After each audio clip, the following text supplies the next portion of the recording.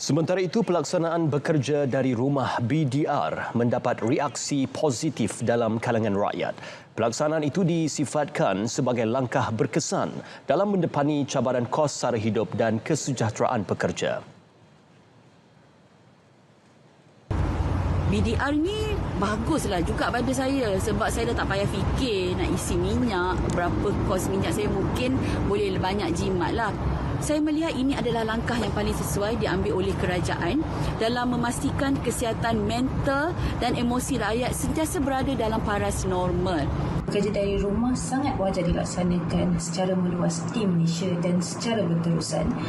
Tetapi akan lebih baik sekiranya kita dapat melaksanakannya secara hybrid, iaitu lebih bekerja daripada rumah tetapi ada juga masa untuk masuk ke ofis dan bersemuka dengan rakan kerja.